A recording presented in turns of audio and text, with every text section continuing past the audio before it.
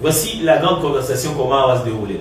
On va commencer d'abord par, voilà, parler un peu des problèmes, communication dans le couple et gestion de l'argent.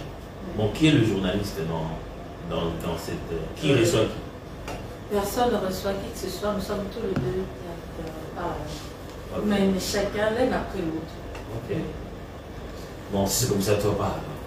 Alors, par rapport à la communication, nous allons commencer par ça. Et la gestion de l'argent, ça sera tout juste après ce sujet de la communication. Lorsque vous avez écrit, vous étiez nombreux avec vos suggestions par rapport à ces thèmes. La majeure partie des personnes ont demandé qu'on parle de ces sujets sur la communication parce les gens ont constaté qu'il y avait un problème dans le couple. Le mari ne sait pas toujours bien communiquer avec sa femme et vice versa. Et c'est vraiment un problème qui touche beaucoup de couples, raison pour laquelle nous avons décidé ce soir d'en parler. Ouais, la communication est un sérieux besoin parce qu'en fait, en réalité, tout couple est basé sur la communication, toute relation. Est basée sur la communication. C'est parce que d'ailleurs, on communique, on peut établir une relation, on peut établir une relation, quelle qu'elle soit, d'amitié, même avec les enfants, il faut communiquer. Même avec les autres membres des familles, il faut communiquer. À combien plus forte raison avec la personne avec qui fondamentalement, nous faisons ou nous créons le couple. Mais les problèmes sont présentés, les difficultés arrivent en ce qui concerne la communication dans les couples. On a des problèmes comme les hommes ne savent pas verbaliser leurs sentiments. Les hommes ne savent pas toujours parce que, je ne sais pas si c'est comme ça, ils se passent toujours les mots, les hommes, mais c'est comme si ils ont comme une attente à ce que la femme comprenne sans avoir, comment dire, l'homme ne sait pas exprimer, mais c'est comme s'il s'attend à ce que la femme comprenne tout ce qui les dérange. Par exemple, mon mari, je suis mariée, mon mari, au fait, ce que j'ai constaté, c'était qu'il est quelqu'un, quand quelque chose l'énerve, quand il est vraiment énervé, il sent que la chose commence vraiment à l'énerver, à les toucher, il devient calme. Alors moi, avant, je ne comprenais pas ça. Mais nous sommes dans une discussion, il faut qu'on échange. Mais toi, tu restes calme, il dit rien, il dit rien. Ou soit il te dit carrément, et là ça énerve les femmes, en ce moment tu avais besoin de parler, tu avais besoin d'explications, il te dit, je parle pas maintenant. Oh mon Dieu, je me disais, il se moque de ce qui se passe, il ne veut pas qu'on règle le problème. Pourquoi il ne veut pas? Et puis il nous dit qu'il ne veut pas parler, qu'est-ce qu'il y a? Il ne prend pas ça à cœur, comment on veut parler d'un sujet aussi important, il dit qu'il ne veut pas parler. Alors, j'ai observé ça une fois, deux, bon, c'est une façon de dire une ou deux fois, mais sincèrement, c'était plus de 10 fois. Alors, j'ai compris, au fait, que quand il est énervé sur quelque chose, il se tait. Alors, je me suis dit, certainement, il ne veut pas dans les échanges dire quelque chose qui va blesser, parce que, vous savez, lorsqu'on est blessé, lorsqu'on a mal, on peut s'empêcher de blesser. On ne peut s'empêcher de blesser aussi parce qu'on est blessé dedans. Alors, c'est que moi je prenais comme de la différence, c'était plutôt cet amour qu'il avait pour moi de se dire je ne veux pas parler lorsque je suis énervé, alors il se taisait. Alors c'était à moi d'observer cela et de se dire ok, dès que je le vois pendant les échanges, pendant une discussion se taire, et là ça commençait à dicter même ma façon d'être. Alors moi je commençais à, comment dire ça, comment dire ça, j'arrivais maintenant à tempérer moi aussi, à tempérer, je me dis non, non, là, il est énervé, donc certainement il y a quelque chose dans ma façon de parler, dans quelque chose que j'ai fait qu'il est énervé, alors je me calme automatiquement, dès que je constate ça, je me calme et je me dis, même si on ne termine pas ça maintenant, on peut avoir le temps lorsqu'on sera calmé pour en parler. Je sais qu'il y a beaucoup de questions qui nous ont été posées en matière de communication. Il est certes vrai que nous n'allons pas répondre à toutes, parce que chaque question a des petites nuances, ainsi de suite. Plaise à Dieu qu'on essaie de répondre aux grands principes. Un peu comme tu l'as dit, ça c'est un peu les problèmes de la communication vu du côté de la femme. La femme a l'impression que l'homme ne communique pas, ne verbalise pas toujours ce qu'il veut. Et il veut être compris sans dire ce qu'il veut. Moi, je sais qu'il y a des questions qui me font perdre toutes les idées, comme quand on me dit « Qu'est-ce que tu veux manger aujourd'hui ?» Là, je ne sais plus quoi dire. Mais en même temps, vu du côté de l'homme, c'est quoi? Vu du côté de l'homme, c'est que l'homme pense que quand il parle moins de l'affaire, il peut mieux le résoudre dans sa tête. Quand l'homme est en train de réfléchir, quand l'homme pense à une chose, sa première de réaction, c'est ne pas d'essayer d'en parler. Il veut être sûr qu'il a trouvé ses solutions dans sa réflexion. L'homme pense que moins on en parle, plus le problème disparaît. Du coup, l'homme pense aussi que quand on revient tout le temps pour en parler, on lui traite d'incompétent. Par contre, la femme pense que plus on en parle, plus on résout le problème. Oui, et l'homme se dit, plus on en parle, plus on me rappelle que le problème n'est pas résolu. Du coup, plus on me rappelle que je suis incompétent, et il n'y a rien de plus, de plus terrible pour un homme que d'être traité d'incompétent, incapable de résoudre le problème ou de montrer sa force et ses capacités. Du coup, l'homme aura tendance à se dire, j'en parle que quand j'en ai fait quelque chose, j'en parle que quand c'est déjà fait, j'en parle, et tu verras d'habitude, les hommes quand ils ont déjà fait, c'est là qu'ils disent, ah tu sais que j'avais fait, mais pourquoi tu n'as pas dit avant de faire? L'homme a tendance à se dire, je fais et j'en parle. Pendant que la femme réfléchit en disant, on en parle et alors on fait. Mais l'homme dit, je fais et plus on en parle. Et où trouver cet équilibre pendant qu'il y a une telle tension, une telle différence justement? Oui, j'ai retenu quelque chose, tu as dit, du point de vue de l'homme, lorsqu'on lui rappelle quelque chose, il a l'impression qu'on les traite d'incompétents. Donc l'homme aime à trouver une solution, n'aime pas être dans une situation où il ne sait pas donner une solution.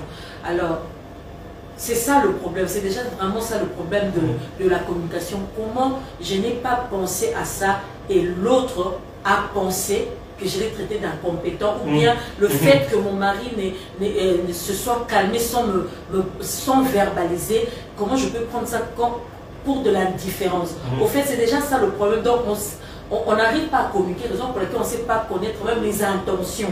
On regarde seulement de notre point de vue, on regarde par rapport à notre angle et on interprète et on définit. Alors, cela est très très important de comprendre, même lorsque l'autre ne verbalise pas, de commencer à comprendre. Alors, même pour arriver à ça, il faut parler. Oui, faisons ceci. Tous ceux dont les maris ne parlent pas, ne verbalisent pas facilement leurs idées, c'est du genre, pasteur, comment je vais faire pour savoir ce qu'il veut? Il ne dit jamais ce qu'il veut. Tous ceux dont les maris et les fiancés ne verbalisent pas ce qu'ils veulent, mettez du feu, juste la flamme. Feu, feu, feu. Mettez du feu, c'est comme ça on va savoir. Toutes les femmes qui sentent toutes celles dont leur mari, sont indifférents, ils n'aiment pas parler du problème, aller vraiment dans le nœud du problème. Mettre aussi, mettre quoi? Le feu seulement, c'est ce que tu vas mettre. En fait, en réalité, ce n'est pas de l'indifférence. Chez les hommes, c'est comme je venais de le dire tout à l'heure, la communication va plus que dans les parler. La femme, des fois, nous les hommes, on a oublié que si on l'a eu en tant que femme, c'est parce qu'on a parlé. On a dû user de verbes, on a dû avoir un art oratoire, une façon d'aborder le sujet. Qui l'a convaincu. Qui l'a convaincu. Mais au fond, regardez bien votre homme avec qui vous êtes. Comment il a fait pour vous avoir? Vous verrez que l'homme qui a commencé à préparer son terrain avant de vous dire une petite phrase, vivra toujours comme ça avec vous. C'est-à-dire que l'homme qui a beaucoup parlé pour vous avoir, parlera. Mais l'homme qui a posé des actes, qui a trouvé des techniques, des stratégies pour pouvoir déjà, réduire la conversation, au jour J, quand vous allez parler, que la conversation devienne simple, il sera comme ça même à la maison. Il aura tendance à donner des signaux et jusqu'à ce que la conversation arrive à sa plus simple expression de oui ou non et finissons-en. Ce qui fait que pour l'homme, ce n'est pas en parler qui résout le problème. C'est communiquer d'une certaine manière. Je n'ai pas besoin qu'il y ait des mots pour parler. Je peux le faire d'une certaine manière. Et l'homme vit un peu comme un chasseur de trésors, un mystérieux là, qui s'est dit, bon voilà, est-ce que tu m'as compris? Est-ce que si tu me comprends sans que je n'ai parlé, c'est que tu as saisi la chose? Alors tous les hommes qui pensent qu'ils sont comme ça et qui se disent, voilà, tu as bien dit pasteur, c'est réellement ça, mettez juste une pouce comme ça. Hein? Un pouce ou une pouce? Un pouce. Pourquoi c'est une main et puis pouce c'est un? Bon, mettez un seul pouce alors, selon les femmes, ils ont dit un pouce pour des problèmes de communication. Mettez pouce, hein, c'est plus facile. Mais ça les hommes, ils savent, mettez ça pour vous dire ça, nous on est, tu sais que tu as dit là, c'est réellement vrai. Mais il y a quelques principes à annoncer justement, tu sais, ce qu'on entend parler de communication. La première des choses, c'est que, tu l'as bien dit, j'ai aimé quand on était en train d'échanger ensemble, il ou elle communique, mais pas comme toi. Je ne sais pas si ça existe, ça peut exister, mais l'homme et la femme, ou bien mari et femme, et sa femme, ne communiquent pas de la même manière. Il y a toujours une façon, la femme peut avoir sa façon à elle de communiquer, peut-être se taire aussi, parce qu'elle bouge quelque chose, elle ne veut plus parler, donc elle est là. Tu as un problème? Non, non. Chérie, ça va? Oui, ça va. Chérie, tu es sûre? Moi, j'ai déjà entendu ce genre de questions, on te pose la question. Ah, je me disais, j'ai déjà entendu ça quelque part. Et ce n'est pas où. Chérie, tu vas bien? Et puis j'ai dit, oui, oui, je vais bien. Après, chérie, ça va? Je dis, oui, ça va, je vais bien. Mais c'est ma façon de dire que ça ne va pas. Mais au lieu de parler seulement, je veux d'abord donner... Mystifier aussi. Parce que souvent, lorsque nous parlons que l'homme ne communique pas, on oublie que nous aussi, à un moment, à un certain moment, on se tait aussi. Tu te plains de quelque chose, mais tu ne veux pas le dire, tu ne veux pas verbaliser, tu restes dans un coin comme si tu boudais, tu veux que l'autre devine.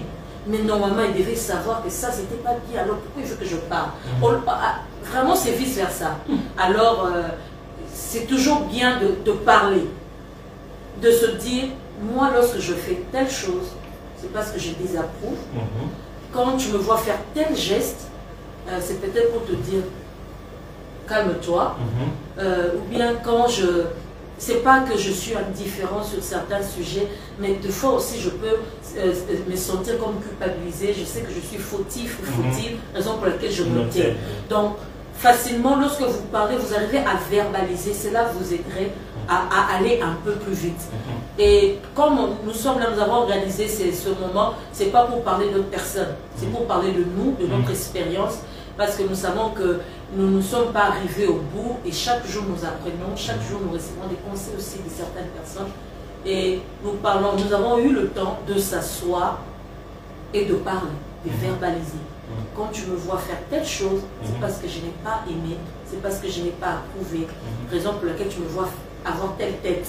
Et l'autre aussi a eu, mon mari a eu le temps de parler et moi j'ai eu le temps de parler. Et après ces échanges-là, tout a changé. Bien sûr. On n'est plus, dans notre cas, on ne verbalise plus. Bon, on ne verbalise pas toujours, mais on peut se comprendre par une attitude, par un regard, par une façon de faire. Je sais directement que mon mari pense ceci. Ou bien des fois, je peux me dire, ah, je viens de commettre une bêtise. Seulement par un regard. C'est vraiment ça. Si vous avez des enfants, les enfants, moi, mes enfants me rappellent, mamie, quand tu m'as regardé, j'ai su que je devais arrêter. Au fait, même avec nous, les adultes, même entre mari et femme, ça arrive aussi. Par un regard, il peut te dire, ah, en ce moment-là, calme-toi, ou bien vas-y. Il t'encourage, mais personne ne le voit, mais toi, tu as vu ça, parce que vous avez déjà placé des bases de, comment dire, sur votre communication, bien les bases de votre communication.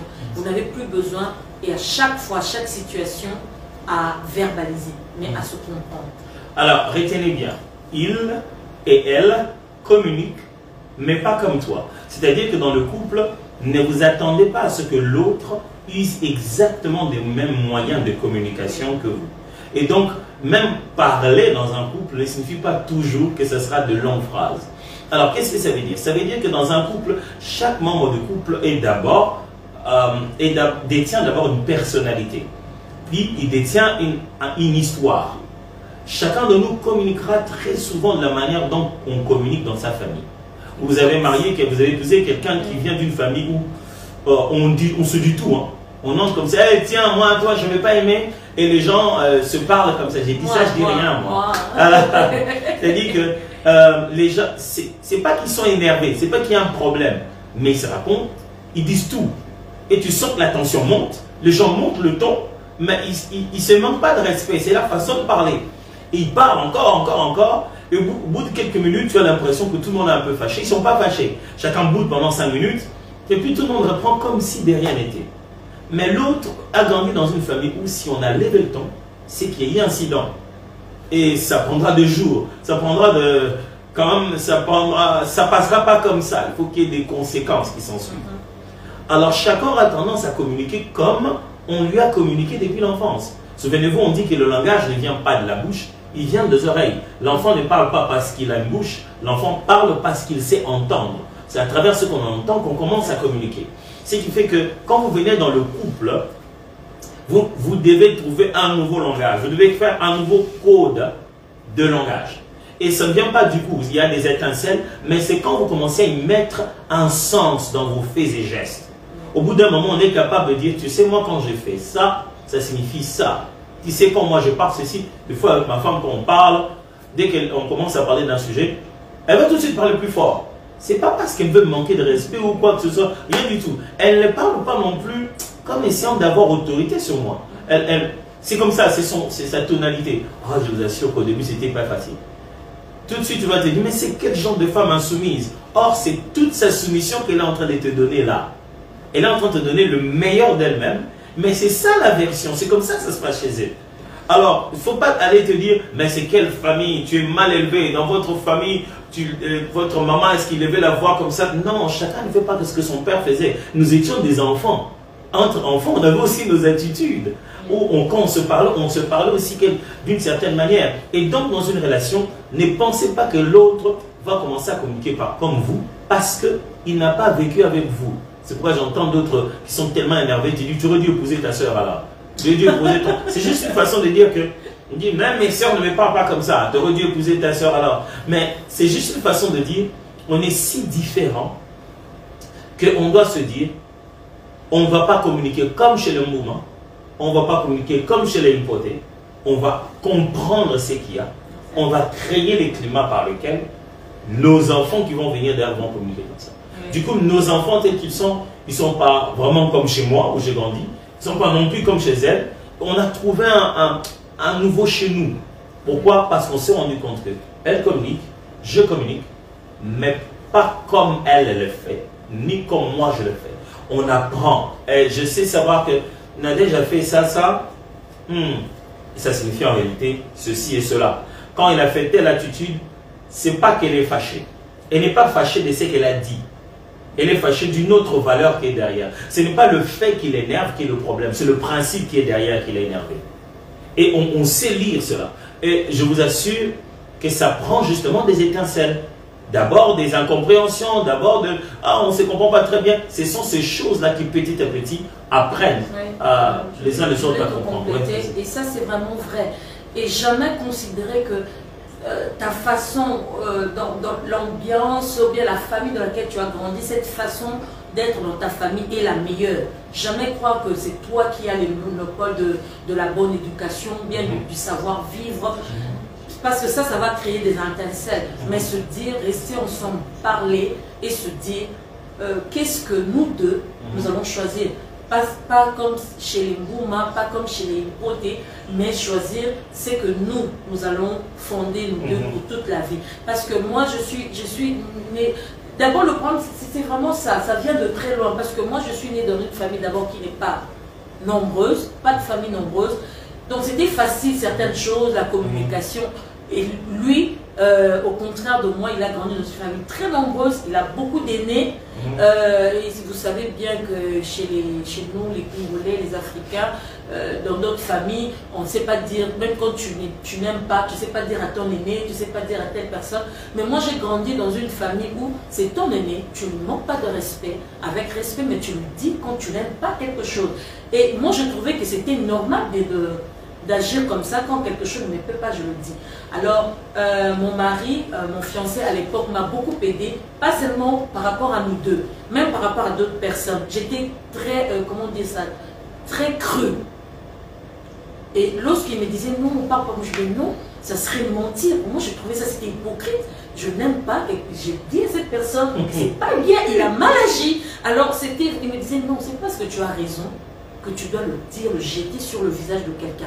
Alors j'ai appris à tempérer. J'ai appris à tempérer parce que j'ai accepté que ma façon d'être n'était pas la meilleure. Voilà, c'est au fait ça commence là-bas. Parce que si tu crois que c'est tout, tu connais tout, tu maîtrises tout, c'est difficile à changer.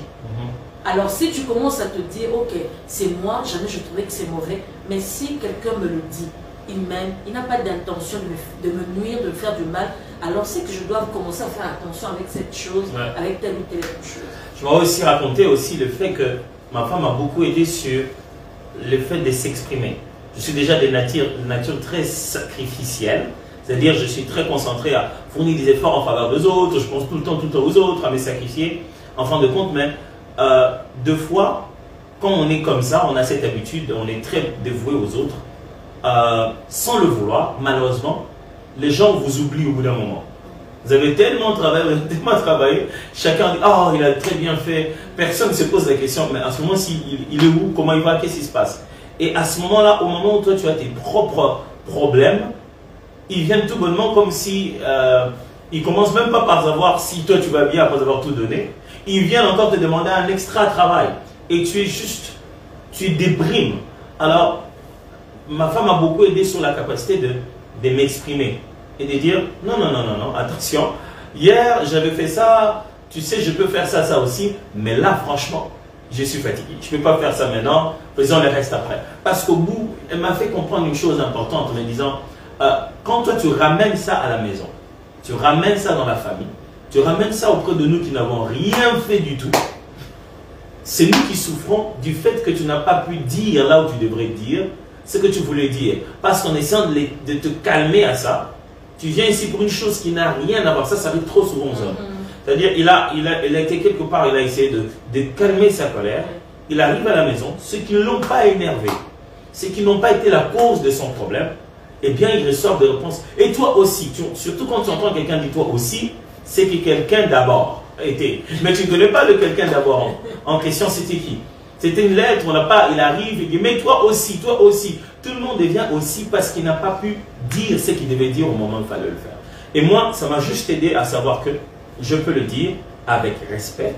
Sans être méchant. Justement, c'est ce que j'ai appris chez elle, que respect ne voulait pas toujours dire se taire. Respect aussi voulait dire parler avec douceur sans être méchant. Parler avec vérité au moment où il faut le dire. Alors là, on était en train de beaucoup insister sur le fait que elle ou lui peuvent communiquer, mais on ne communique pas toujours de la même manière. Deuxièmement, on aurait vous dire que la communication clarifie les attentes et diminue les frustrations. Je vais commencer là avant de lui donner la parole. C'est-à-dire, lorsqu'on communique, l'autre sait à quoi s'attendre la prochaine fois. Tu vois, ne vivez pas dans un couple où vous êtes tous imprévisibles. Vous jouez à cache-cache. Oui, on ne sait jamais qu'est-ce que ça veut dire. Tu vois, demain, quand on communique, ça permet alors de se dire, la prochaine fois je le vois faire ça, ça signifie ça. C'est-à-dire les attentes sont devenues claires. Ça crée un code dans votre couple. Tu sais que il a fait ça, oh non. La dernière fois, il m'avait dit que ça signifie ça. Voici le sens de tel geste, voici le sens de tel autre geste. Si elle le refait encore, là, je comprendrai tout de suite que ça signifie telle chose. Quand les attentes sont claires maintenant dans la communication, on sait que, moi je me rappelle avec ma femme, elle aimait toujours, je suis marié, je le disais, donc ma femme, ma femme aimait toujours les appels. Or moi je passe toute ma vie avec des entretiens, des échanges. Donc je ne sais pas tout le temps arrêter les échanges, les entretiens pour prendre des appels. Et quand je rentrais le soir, elle était toute fâchée. Moi je t'appelais, tu n'as pas pris le téléphone. Ou quand je t'appelle, tu me réponds comme si tu n'as pas envie de parler avec moi. Qu'est-ce qu'il y a? Alors je vais expliquer, mais écoute Jerry, j'ai des entretiens, j'ai des tout. Des fois je réponds pour montrer que j'aime ma femme et je respecte. Et surtout quand la personne voit que c'est toi qui as appelé, le fait tout le temps de couper pendant que c'est toi, des fois les gens ont des idées dans la tête. Donc ils ont un problème avec sa femme. Et j'aimerais te répondre et demander la permission pour que la personne ressente combien je te respecte, ainsi de suite. Mais ce n'est pas pour autant qu'on va parler de tout et de rien. C'est à peine pour quelques minutes. Mais c'est un peu incompréhensible aussi en même temps. Des fois aussi, elle n'appelait pas pour que je lui dise « appelle-moi plus tard ». C'est juste en besoin de me parler. Alors on se battait parce que je lui demandais « pourquoi tu n'écris pas ?» Elle dit, mais pourquoi tu veux que j'écris? Moi je veux te parler. Moi je dis, chérie, si tu m'écris, que tu sais si, je sais disposer mon temps, je sais faire attendre une personne, puis une autre, tu vois. Mais qu'est-ce qui se passe? Lorsqu'on a clarifié cela, les attentes sont devenues claires. Je sais à quel moment prendre mon téléphone, appeler ma femme, parce qu'elle ne me dérange pas avec ses appels. Des fois, ce n'est pas juste être en contact avec moi qu'elle veut m'écouter. Il y a des conversations qui se passent parce qu'on se parle. Mais de la même manière, elle sait presque déjà maintenant s'attendre à un SMS pendant la journée. Elle sait qu'à un moment donné, mon mari va m'écrire. Donc, quand on communique bien, ça clarifie les attentes et ça diminue les frustrations. Pourquoi on a diminué les frustrations? Parce qu'en journée, le fait que j'ai envoyé l'SMS, ça compte pour l'appel. Le fait que j'ai envoyé le WhatsApp, ça compte pour l'appel. Le fait qu'elle a appelé, ça compte aussi pour moi pour le WhatsApp. C'est-à-dire, si moi je suis fort à envoyer des messages, ça compte comme une expression d'amour, un rappel que je pense à elle. Pour elle, c'est appeler. C'est-à-dire, le jour où on n'a pas fait d'appel, on n'a fait que de messages, nous deux, on considère qu'il y a eu contact. Oui. Et le jour où on n'a pas fait d'SMS, on a fait que l'appel, nous deux aussi, on considère qu'il y a eu contact. C'est-à-dire que le moyen de contact, le moyen de communication de l'un de l'autre commence à peser 100%. Oui. Pour qu'on ne puisse pas se dire, ah, on n'a envoyé que des SMS, donc on attend l'appel. Ou on a appelé, on attend que les SMS. Mais puisqu'on a clarifié cela en se disant, écoute chérie, moi quand je pense à toi, même en plein milieu d'une conversation, je m'arrête, pendant que je parle, je fais un message, je t'envoie. Elle sait que, ah, ces messages, c'est vraiment la même chose que moi je ressens quand j'appelle. C'est la même chose que lui aussi ressent quand il envoie le message. Donc, quand on clarifie notre forme de communication, ça diminue les frustrations, ça clarifie les attentes. J'allais dire, vraiment dans le plan, ça diminue la frustration parce que moi, quand j'appelais, il te répond allô, chérie, est-ce que je peux te rappeler? J'ai un entretien. Ou bien il ne disait pas entretien, il disait allô. Quand tu oh chérie, oui chérie, je peux te rappeler? Et là, je me disais, mais pourquoi? Moi, je peux tout arrêter. Envoyer tout le monde de l'autre côté seulement pour répondre à son appel. Mais comment lui fait ça? Il y a un problème. Qu'est-ce qui ne va pas? C'est pas normal. Alors, lorsqu'on a essayé de parler, de changer par rapport à cela, alors même moi, lorsque je l'appelle, parce que c'est mon ami, même quand j'ai envie de rire, il y a quelque chose qui vient d'arriver, le premier réflexe, c'est l'appeler.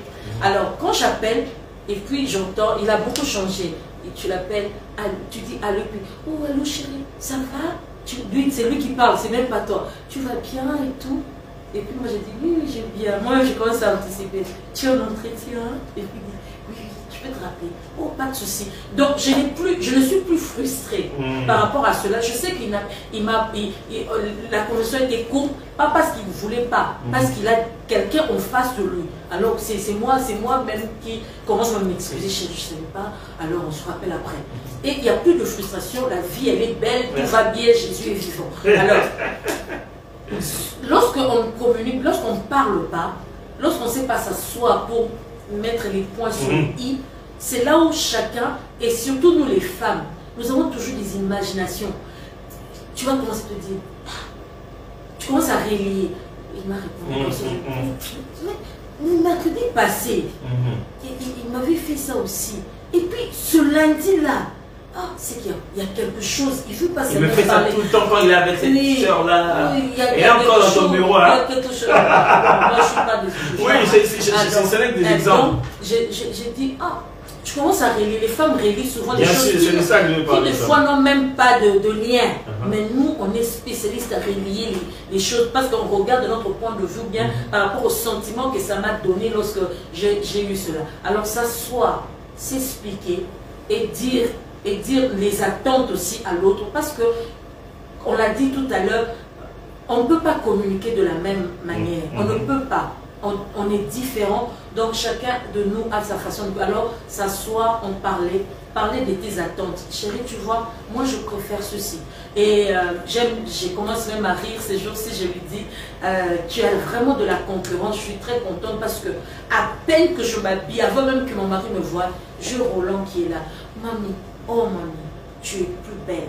En fait, parce que de moment, il est occupé par quelque chose, il ne sait pas toujours voir si... bon, souvent, il n'était pas aussi, comment dire, il manquait des délicatesses. Quand tu dis, chérie, tu ne remarques pas, je viens de faire des cheveux. Oui, chérie, tu as fait les cheveux. Là, ça fait encore mal. Il me pose la question. Il sait qu'il n'a même pas remarqué que j'avais fait des nouvelles tresses. Faites pas ça chez vous. Donc, maintenant, il a appris. Il a dit, des fois je peux admirer, mais il ne savait pas le dire. Il n'était pas prompt à dire facilement, c'est joli, tout ça. Il peut passer un moment, et puis c'est comme s'il revient, puis tu dis, oh c'est très joli, et tout ça, puis tu dis, bon, et ça fait 3 heures que j'étais déjà comme ça, tu n'as rien vu. Mais là, maintenant, il a quand même de la concurrence, parce que j'ai un garçon qui sait te faire dur, la concurrence, au moment, à l'heure, alors lui-même il se bat, ça commence à changer. Mais elle vient de dire quelque chose d'important, vous devez savoir que ça s'apprend, ça ne vient pas du coup. Ne le mettez pas une corde au cou parce qu'il ne sait pas encore faire. Ah, tu sais combien de gens m'ont dit, combien de gens m'ont félicité, combien de gens m'ont apprécié, ainsi de suite. Et c'est avec le temps que ça vient. De fois, on apprend. Tu sais, les gens qui t'apprécient en route, c'est pas la même chose. C'est pas de la même manière que tu es en train d'évaluer ton mari. Parce que ces gens-là, tu ne les connais pas. Dès qu'ils te disent, ah madame, vous êtes bien habillée, vous dites qu'il ne sait pas, il va bien habillé. Mais quand ton mari te dit, ah chérie, c'est très bien, tu vas encore lui dire, tu trouves? Il a envie de dire, mais pourquoi je l'ai dit? Pourquoi? Parce que tu sais que quand il dit très bien, tu connais même ses valeurs. Mais ceux des autres admirateurs, tu ne connais pas. Mais tu sais que mon mari, quand il dit très bien, il a une façon de dire, mais je ne l'ai pas senti, je dois retester encore. Est-ce que c'était vraiment ça? Alors, quelque chose d'important dans la communication, qui est comme le principe de base sur lequel nous sommes en train de naviguer ici, c'est qu'en communication, vous devez savoir que ce n'est pas seulement ce que la personne vous dit qui a un sens pour vous, mais c'est ce que vous pensez de la personne avant qu'elle ne vous parle. C'est-à-dire qu'en communication, vos préjugés sur votre interlocuteur influencent le message qu'il vous dit. Si je pense que Nadège, ces derniers temps, me cache quelque chose, ce qu'elle me dit n'a plus le même sens. C'est pour cette raison qu'il est très important dans le couple de tout de suite faire partir des zones d'ombre. Parce que les gens, la manière dont les gens manipulent le couple, c'est quoi? Ils créent des petits trucs, des petites zones d'ombre, et ils se rendent compte que vous n'en parlez jamais. Ils vont tester. Les gens sont bizarres. Ils vont tester, ils se rendent compte que tu as commencé à créer un dossier pour ton mari ou un dossier pour ta femme. Et donc, tu n'en as pas encore parlé. Ce qui veut dire que quand elle cite une chose, tu es en train de rassembler des données, en fait. Tu fais un dossier de police. Tu dis, ok, dernièrement, on avait dit ceci, dernièrement, j'avais trouvé, généralement, je vais trouver. Et quand quelqu'un ressent que tu le soupçonnes, il alimente cela. Alors, pour pouvoir, tout ce qu'il va dire, pas seulement dans les cas de suspecter l'autre dans une chose ou quoi, mais quand tu as une pensée sur lui, par exemple, tu te dis, j'ai toujours l'impression que mon mari, je ne conviens pas assez. Oui, les femmes disent toujours, j'ai l'impression qu'il ne me considère pas, ou bien j'ai l'impression que je ne suis pas assez belle, ou bien assez bien pour lui. C'est-à-dire, tout ce qu'il va dire, parce que toi, tu as ce préjugé-là, tu te dis déjà que ça sort de la bouche de quelqu'un qui pense que je ne suis pas assez bien pour lui. Alors, quand il te dit, ah, tes cheveux, c'est très joli aujourd'hui, hein. Tu te dis, donc hier, c'était pas bien. Tu vois? Il dit, non, ah, c'est seulement joli aujourd'hui, hier, c'était pas bien. Je dis, non, non, non, je parle en termes de conjugaison en temps présent. Tu vois? Mais en fait, c'est pourquoi il est très important de se rassurer de certaines choses. Je me souviendrai toujours, chérie, je parie que tu te souviens, d'un merveilleux conseil que maman Viviane nous avait donné lors de nos premières rencontres avec elle. Maman Viviane nous avait dit une belle phrase qui nous a beaucoup changé, le pasteur Viviane Dalo. Elle nous a dit, vous devez, puisque vous voulez vous marier, vous devez résoudre le problème de oui ou non c'est l'homme ou la femme de ma vie. Une bonne fois pour toutes. Exact. Pourquoi? Parce qu'elle disait, elle nous donnait l'exemple justement elle disait, aujourd'hui, quel que soit le problème qui m'arrivera avec Roland, je ne vais pas aller à genoux prier en disant au Seigneur, Seigneur, est-ce que c'est vraiment lui? Je vais plutôt dire, Seigneur, voici ce qui m'arrive avec l'homme que tu m'as donné. C'est déjà lui. Ce qui fait que même la façon d'aborder la prière est complètement différente. Ce qui veut dire que ce que vous pensez de l'autre influence les choses que vous comprenez de lui. Si déjà vous lui dites, lui il se prend toujours supérieur à moi, j'ai toujours l'impression qu'il est complexé vis-à-vis de moi. S'il dit une phrase, c'est déjà quelqu'un de complexé qui te parle. C'est pourquoi ce qu'on pense de l'un de l'autre est important. Ce qui nous permet d'étendre, de parler du troisième et dernier principe en matière de communication ici. C'est que pour bien communiquer, il faut renvoyer à l'autre l'évaluation que vous avez fait de lui. Pour lui demander, pour essayer de voir si vous avez bien évalué. Ça signifie quoi? C'est-à-dire que si je constate une chose ou une autre, comme Nadège en donnait l'exemple tout à l'heure, dit, Elle finit par me dire, écoute chérie, j'ai constaté que chaque fois que tu te fâches, tu t'es calme. Je dois confirmer ça. Tu vois, je dis oui, justement, tu as raison. Moi, quand je suis fâché, quand je vais de plus en plus fâché, je me dis, je ne veux pas parler. Je ne veux pas parler. Moi, quand j'étais tout petit, je me fâchais, je devenais brutal. Et donc, pour moi, maintenant que j'ai donné ma vie au Seigneur, c'est complètement l'effet inverse. Quand je suis fâché, je me tais. Je deviens un peu passif. Je laisse tout passer. Je ne dis plus rien, ainsi de suite. Le fait qu'elle m'a fait cet effet miroir, elle m'a permis de voir et de savoir que j'ai à côté de moi quelqu'un qui me comprend. La communication change. Alors, ne comprenez pas l'autre, ne faites pas une analyse de l'autre que vous gardez pour vous. Parce que votre analyse, si elle n'est pas publiée, personne ne peut confirmer ça. Alors, vous faites de la nadégéologie ou de la tomsologie que vous confirmez par vous-même. Non, vous devez faire confirmer par lui. En disant, avec les temps qu'on est, j'ai l'impression que chaque fois que tu fais ça, ça signifie ça. Parce que je connais ces conversations qu'on a eu, ma femme et moi, où en fait la conversation va du genre, tu sais, ces jours-là quand tu t'étais fâché, pour moi, j'ai trouvé que ça peut dire ceci. Je sais pas ce que pour toi ça signifie, mais moi, ça m'a touché parce que ça signifie ceci pour moi. Vous voyez, c'est une très bonne conversation. Parce qu'en fin de compte, je ne juge pas les faits. Je donne juste ma réaction vis-à-vis de comment ça m'a touché moi. Et puis ça donne à l'autre l'opportunité de se dire, non chérie, c'est pas ce que je voulais faire. Désolé, je suis désolé de ce que ça donnait ça comme impression pour toi, mais voici le message que j'ai envoyé. Et on arrive à se résoudre en se disant, non, non, tu sais, moi quand tu envoies ça, ça signifie ceci pour moi. Et puis moi aussi je dis, non, non, non, moi aussi j'ai grandi, je ne fais que ça. Mais au bout de cette conversation, on a intégré maintenant les deux éléments. Exactement. Quand mon mari parle comme ça ne signifie pas ce que ça signifie pour moi. Ça signifie aussi ce que ça signifie pour lui. Du coup, lui aussi doit se poser la question, attention, si je fais ceci, ça peut ne pas signifier ce que ça signifie pour moi. Ça risque de signifier à ma femme ce que ça signifie pour elle d'habitude. Et donc, tout le jour, on essaie de balancer cette chose-là. Je ne sais pas ce que tu veux te dire sur cette évaluation qu'il faut renvoyer à l'autre. Elle est très importante parce que si vous n'en parlez pas clairement, vous allez passer du temps, des années à ne jamais vous comprendre. Parce que personne n'a pu verbaliser, personne n'a pu se dire, regarde dans mon angle de vue, voilà. C'est quand tu dis ça, ou bien quand nous sommes devant les gens, quand tu dis telle chose, pour moi, ce n'est pas me sentir, ce n'est pas me donner de la valeur. Moi, je le prends plus sur le plan de la déconsidération et tout ça. Et puis lui s'est dit, non, moi, je n'ai jamais pensé que ça faisait ça. Et ça vous aide, et lui et elle, comment dire, à changer vos paramètres. Ça, c'est très important parce que chacun dans son coin peut se faire vraiment un film et c'est très important d'arriver maintenant à les publier, comme tu l'as dit. Je publie que ça, chérie, quand tu le fais, je ne sens pas valorisé. Quand tu fais telle chose, je sens que tu n'aimes pas, je sens que tu es indifférent, bien tu n'approuves pas, bien tu n'apprécies pas. Et lui, il va te dire, ah, non, moi, je n'ai jamais pris ça comme ça. Moi, ma manière d'agir, pour moi, ça veut dire ceci. Quand je te fais ça, c'est pas que je ne te valorise. Pour moi, c'est même dévaloriser. Je te laisse de l'espace. Au fait, vous arrivez maintenant à mieux vous comprendre et à aller un peu plus vite. C'est très important. Tant que tu n'as pas donné ces feedbacks-là à l'autre, pour lui dire, écoute, moi, je pense que quand tu fais ça, ça signifie ceci. Alors, il est capable de te dire, ah non, non, non, non, non, c'est pas ça le sens de faire. C'est comme ceci pour moi. Je sais que vous êtes toujours là, vous êtes encore ensemble avec nous de partout. Ça fait longtemps. On aurait tellement voulu vous donner à chacun la voix, que chacun parle aussi en même temps. Mais je sais qu'il y a plein de commentaires là, les uns les autres donnent leurs commentaires, de leur expérience. Alors à la prochaine fois, n'hésitez pas de faire venir votre mari, votre fiancé, pour qu'on puisse parler ensemble de ce sujet ici. On va vous le dire d'ailleurs, vous savez, beaucoup d'activités, nous sommes en train de reprendre sur le début de l'année. Tous ceux qui ont déjà suivi une fois cadeau, vous devez savoir que cadeau revient déjà. On va avoir cadeau déjà. C'est à partir de quelle date déjà? C'est à partir du 28, le 28 janvier.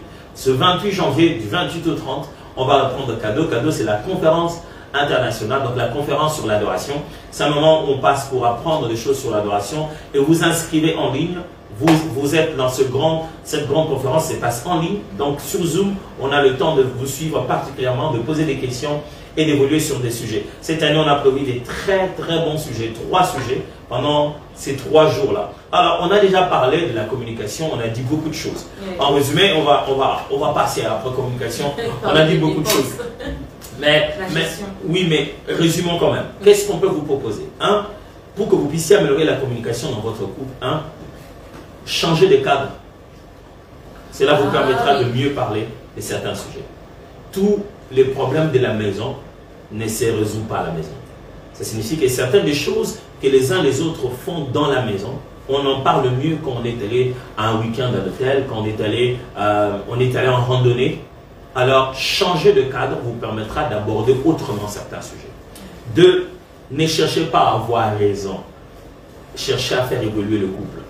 Ne cherchez pas qu'au bout de votre conversation, finalement, vous puissiez dire « Ah, tu vois, finalement, je disais quoi ?» Celui qui essaie de gagner dans le couple fait perdre le couple. 3. Investir sur la communication, sur le comment et le quand. Prenez du temps à préparer la manière. Prenez du temps à choisir le moment. Ça donnera la force dans votre communication. Ce n'est pas parce que vous voulez le dire que vous devez le dire. Choisissez le comment et le quand. Et en fin de compte, il faut se décider finalement de parler. Ne faites pas des jeux de pensée à la maison.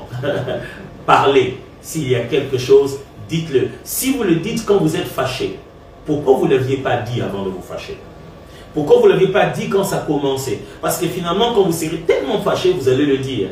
Et ça ne sert à rien. C'est tout ce qu'on vous demandait avant justement de vous fâcher. Et je répète donc ces quelques conseils. Changez les cadres. Cela vous permettra de parler de plusieurs autres sujets à différents endroits. 2. Ne cherchez pas à gagner. Cherchez plutôt à faire gagner le couple. Ne cherchez pas à avoir raison. 3. Investissez sur le comment et le quand. La manière et le moment de pouvoir parler de ce que vous devez parler. En fin de compte, décidez-vous de verbaliser. Parlez, ouvrez la bouche. On va vite, est-ce qu'on aura encore le temps? Mais j'espère qu'on en aura. Parce que les sujets concernant l'argent n'est pas un sujet facile. L'argent appelle l'argent. Les sujets sur l'argent dans le couple. On veut juste parler, peut-être en principe général, sur les ressources. Les différentes ressources que les couples peuvent avoir. Mais on va parler en particulier des ressources financières. Nous tous, on ne gagne pas de l'argent cash, donc c'est banque, c'est compte bancaire, c'est carte crédit. On est en train de parler de toutes ces choses-là. Donc, on est en train de parler ici de l'argent. Les problèmes en matière d'argent, c'est généralement lesquels? Parce que là-bas, il y a des problèmes, comme on dit. Comme tu as dit, c'est vraiment au pluriel. Parce qu'il y en a tellement, comment dire ça, dans un couple, il faut que vos revenus, vos sources soient connues. Ton partenaire doit savoir combien tu gagnes, par quels moyens tu gagnes ton argent. Elle doit être au courant de tout ça. Ça doit être clair. Quand déjà il y a des cachotteries... Mais déjà les problèmes, pour l'instant, à ce niveau, quels sont les problèmes les plus reportés en matière de couple sur le sujet de l'argent? Moi, je sais, par exemple, mon mari. Oui. On ne parle pas quoi des maris des gens. On ne parle pas des maris des problèmes d'abord général. Moi, je sais par exemple que les gens se plaignent des dépenses qu'on prévient par l'autre. Oui, faire une dépense sans en parler à l'autre. Oui. Ça, c'est frustrant. Oui, il y a par exemple des revenus non divulgués, cachés. Il a de l'argent, mais l'autre ne sait pas qu'il en a. L'autre ne sait pas, il a un compte caché que l'autre ne sait pas. Un jour, tu surprends et puis tu te dis, si même, comme il dit, comment il a pu cacher ça? Alors ça, c'est vraiment une source de... Et il y a aussi des cas où on se retrouve, on met l'argent ensemble, mais il y a un des deux qui est le plus grand dépensier, quoi. Donc pour lui, l'argent ne fait que sortir dans sa direction, ainsi de suite. Bon, tu veux vraiment parler des maris des autres, hein? Oui, je vais parler des maris des autres. Surtout sur le plan, faire des dépenses sans en parler à l'autre. Je me souviens... bon, c'est déjà passé. Souviens-toi si tu veux. Je me souviens, lorsque j'ai été enceinte de notre premier enfant, Priscilla, je pense que j'étais dans les 5 mois, j'avais un rendez-vous, c'était connu, on en avait parlé, je devais avoir un rendez-vous avec le gynécologue et tout ça, donc je devais payer de l'argent pour mon rendez-vous. Alors, on savait aussi ces jours-là qu'il allait ramener de l'argent, je le savais, il devait ramener $100 à la maison, quand j'ai calculé l'argent de rendez-vous, tout a été planifié à 2. Alors, le matin, je lui dis, l'argent, on n'a pas parlé hier.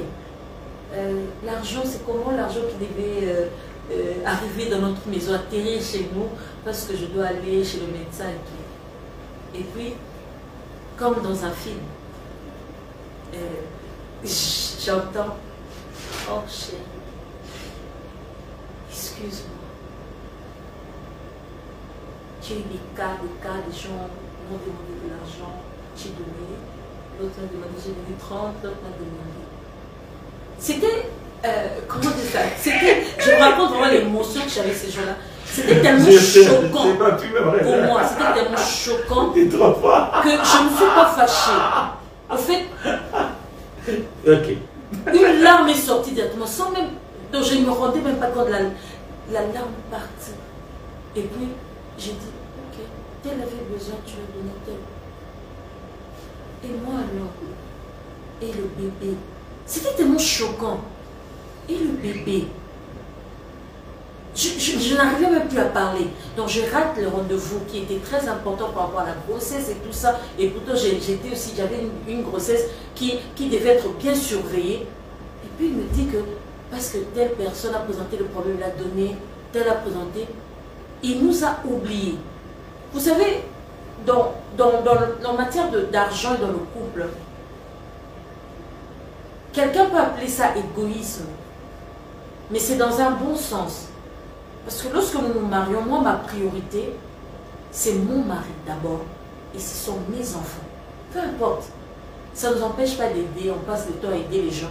Mais lorsque j'ai un revenu, les premières personnes auxquelles je pense, c'est mon mari, c'est mes enfants d'abord. Et là, ça m'avait tellement choqué. Même la manière, je ne me suis pas fâchée que ça l'a changé. Tellement que je n'ai même pas réagi. Je lui ai seulement fait comprendre. J'ai raté le rendez-vous chez le médecin. On ne sait pas ce qui devait se passer. C'était important de faire cette échographie et ce rendez-vous. Donc je n'avais plus de choses à dire. Alors, même ma façon de réagir, tellement qu'elle n'était pas violente, ça avait vraiment, je l'ai vu. Même en même temps, j'avais quand même mal. Je me dis, oh, celui-là, il est culpabilisé, mais je disais, je ne fais rien, je ne bouge pas, je ne vais pas l'aider en ce moment. Il doit comprendre les niveaux de cette, comment dire, de cette négligence qu'il a faite. Alors, il a changé. Les femmes qui ont déjà connu un cas pareil. Oh, les femmes, envoyez le feu, mettez le feu. Les femmes qui ont connu des cas où ils ont eu vraiment l'impression que le monsieur, il a fait des calculs d'argent sans mettre la famille dedans, sans lui mettre elle dedans. L'argent a servi à quelque chose, mais en tout cas pas à elle, ni aux enfants, ni en tout cas pas du tout. Je vois comment l'écran commence à monter en flamme. Donc, montez juste ça pour nous montrer que voilà, c'est un cas réel, elle raconte une chose vraie. Alors, de la perspective des hommes, avant qu'on commence à établir les principes qui sont avant, quelle est la perspective des hommes en général, je dis moi et avec ceux avec qui j'ai déjà eu l'opportunité de parler, comment on voit l'argent, ou bien de la perspective peut-être de la personne qui travaille dans le couple, si c'est l'unique individu qui travaille dans le couple. Je commence d'abord la perspective des hommes. L'homme considère que l'argent est l'expression de ses compétences, c'est son pouvoir réel. Donc j'ai réfléchi, j'ai fait ce que j'ai fait, voici, si je réfléchis, si je suis intelligent, voilà ce qu'on me donne. C'est le résultat. C'est un peu mon 10 sur 10 le jour de la classe. Quand je le remets, c'est mon 10 sur 10. C'est les résultats. Tu vois les chiffres qu'on met là, 10 sur 10. C'est mon résultat. C'est à moi. C'est-à-dire que s'il y a quelqu'un qui doit avoir le pouvoir de distribuer, c'est moi d'abord. Et donc l'homme considère que l'argent est l'expression de son pouvoir. Et il se place dans un contexte de pouvoir. Et il veut démontrer ce pouvoir-là qu'il en a. Et vous verrez très souvent que les hommes, bon, je sais qu'il existe des cas des hommes super dépensiers qui ne font qu'acheter des gadgets pour eux-mêmes. Mais il existe aussi des cas de ceux qui en réalité cèdent le pouvoir, partagent le pouvoir, distribuent le pouvoir. Il veut montrer que j'en ai, donc il commence à donner. Un tel en a besoin, il donne. Un tel en a besoin, il donne. Un tel en a besoin, il donne. Les hommes qui, pour eux, c'est quand même un peu mauvais, c'est ceux qui, justement, se disent la mauvaise phrase de Colombo Ngaliembonae. Donc, d'après les textes originaux qui veulent dire, en français, bah, celui à qui appartient l'argent, il a juste bouffé son argent. Celui qui produit, il a bouffé ce qu'il produisait. L'homme pense d'abord que l'argent me donne les capacités. Et quand quelqu'un vient vers moi, il demande mes compétences, demande ma force. C'est-à-dire que si c'était un devoir des maths, j'allais le faire. Mais ça, c'est une histoire de francs congolais, des dollars et des euros. Et justement, j'en ai. Qu'est-ce que j'ai fait? Je lui dis, va te promener, reviens demain. Non, j'en ai. Tu vois, l'homme s'est dit, c'est moi qui produis les résultats. Tous ceux qui veulent mes résultats, je peux les leur donner. Parce que celui qui produit demain, c'est moi. Et c'est là même l'erreur de l'homme. C'est à la fois vrai et très faux. Pourquoi? Parce que le principe fondamental, j'ai dû le comprendre moi aussi, que ce soit par la Bible, que ce soit par la façon dont on vit ensemble, c'est que les besoins du couple sont collectifs. C'est-à-dire, les besoins de la famille sont les besoins de tout le monde. Pas d'abord les besoins des gens de l'extérieur. Les besoins de la famille sont les besoins de tout le monde. Ça signifie ceci. Si moi je rentre à la maison, je me dis, bon, je prends mon argent de coca, je donne ça à quelqu'un. Je ne suis pas le seul à avoir besoin de prendre quelque chose. Ma femme a aussi besoin de prendre le jus. Les enfants ont aussi besoin de prendre le jus. L'argent que j'ai sorti de ma poche pour ma boisson, que j'ai éliminé pour pouvoir donner à quelqu'un d'autre, c'est aussi la boisson des enfants que j'ai éliminée. C'est aussi la boisson de ma femme que j'ai éliminée. Je me dis, bon, je ne vais pas m'acheter du crédit pour appeler le téléphone, je vais faire un cadeau. Le crédit que j'ai pris, c'est aussi les frais de communication de tout le monde. C'est exactement la même chose. Quand il existe des besoins dans la famille, ces besoins sont partagés.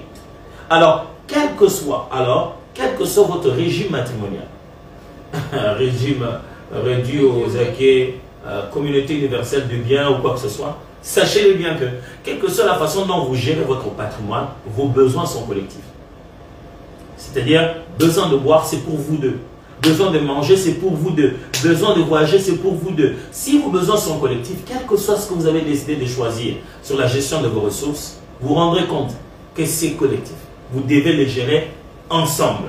Ce qui signifie que vous ne pouvez plus réfléchir que l'argent soit le pouvoir de l'homme et que l'argent soit le pouvoir de celui qui travaille. Non, l'argent c'est le super pouvoir de votre famille. Ne te dis pas je suis super homme, j'aide mes parents, j'aide mes frères, super homme à la rescousse, tu vas chez les oncles, chez tout le monde. Ce super pouvoir-là n'est plus à toi seul, il est à vous deux. Parce qu'à un moment dans la vie, tu n'as pas de super pouvoir. Mais à un moment dans la vie, c'est elle qui a le super pouvoir. C'est l'autre qui ne travaille pas qui a le super pouvoir. À ce moment-là, devrait-il mettre ça au service de démontrer ses capacités là où il va, où on doit, autant les problèmes nous viennent collectivement, autant les solutions doivent être résolues collectivement. Tu ne peux pas prendre le ballon et essayer de marquer un but en oubliant que dans ton camp, il y a un gardien. Ne te dis pas parce que le ballon est entre mes jambes, c'est un exemple que j'essaie de donner aux hommes, hein, ils comprennent. C'est pas parce que j'ai le ballon seul que je ne suis pas dans une équipe. C'est que je ferai du ballon. Quand je le perds, le ballon que j'ai perdu, ça peut rentrer chez moi quand même. C'est ce qui s'était passé ce jour-là. J'ai perdu le ballon et chez moi c'est raté, c'est entré comme un but. J'ai le ballon, je l'ai donné n'importe comment et chez moi c'était revenu comme un but. En matière d'argent, premier élément fondamental, souvenez-vous, vos besoins vous touchent tous. Du coup, la conséquence c'est que vos ressources doivent être aussi connues ensemble, n'est-ce pas? Oui. C'est très important parce que vous savez, en matière d'argent aussi, ça dépend des personnalités. Et mon mari était le genre, bon, ça m'étonne même aujourd'hui parce qu'il a changé. Il était ce genre de personne qui ne sait pas dire non. Alors, il est, comme l'a dit au début, quelqu'un qui se sacrifie. Il peut tout manquer pour satisfaire d'autres personnes. Et il ne se rendait pas compte. Souvent, les gens abusent de ces personnes. Ils le savent, ils disent, il ne résistera pas. Et pourtant, ils ne savent pas quels sont ces efforts qu'il a fournis. Il s'est même sacrifié pour leur donner. Les gens jamais te diront, c'est bon, on a pitié de toi aujourd'hui. Non, ils savent que tu ne sais jamais dire non. Ils vont continuer à demander sans se poser la question comment tu vis, comment tu t'occupes de ta famille. Ils vont te, comme un vampire, on va te sucer du sang. Donc c'est un peu ça. Alors, ce n'est pas de la mauvaise foi. Il faut planifier les choses. Nous avons nos familles, nous avons des personnes à aider. Il faut les planifier. Nous ne disons pas que parler ensemble, mettre les finances ensemble, ça veut dire ne plus donner, ne plus venir en aide aux gens. Ce n'est pas ça. Mais il faut planifier les choses, il faut savoir comment faire les dépenses. Parce que si vous ne pensez pas, surtout les enfants, vous ne pensez pas, lorsque vous manquez, vous constaterez que vous n'avez personne pour vous aider. Personne ne peut même penser que vous manquez. Parce que les gens savent que c'est vous qui donnez à tout le monde, donc vous manquez jamais. Personne ne pense pas à vous donner un petit crayon, même une petite tomate. Mais pourtant, vous êtes dans le besoin. Alors, ça serait bien alors, un moment être égoïste, comme je l'ai dit au début, de penser d'abord à ta femme et tes enfants. Les gens qui te demandent tout le temps, ils ont leurs femmes, ils ont leurs activités, mais toi quand tu manques, ta femme manque, tes enfants manquent. Comme tu l'as dit, c'est collectif. Ce n'est pas qu'une question, ce n'est pas individuel. Alors quand les besoins sont là, c'est des besoins collectifs, on doit les régler. Alors lorsque nous travaillons, le mari travaille, moi je travaille, j'ai un salaire, mon mari, dans notre cas, moi j'apporte de l'argent, mon mari travaille, moi je travaille. Bon, dans notre cas, il a toujours beaucoup d'argent plus que moi, mais nous parlons, nous mettons l'argent ensemble, nous savons comment faire, comment dépenser. Bien ce mois-ci, on ne dépense pas, on sacrifie telle chose pour tel but. Ça c'est très important. Alors, quelques conseils, puisque les minutes ne sont pas toujours en notre faveur. Premièrement, vulgariser toutes les ressources de la famille et les dépenses. Dites tout ce que vous avez comme entrée. En fait, on est arrivé à un moment où on devait tout dire. C'est-à-dire, pas qu'on ne disait pas tout, mais on devait prendre même les imprévus. C'est-à-dire même les choses qu'on ne peut pas calculer, qui ne vient pas chaque fin du mois. On s'entend seulement que, écoute, voici, même quand tu pars en chemin que quelqu'un te fait un cadeau, voici ce qui doit se faire. Voici comment ça doit se passer. Voici comment on doit gérer. Voici, ça vient d'où?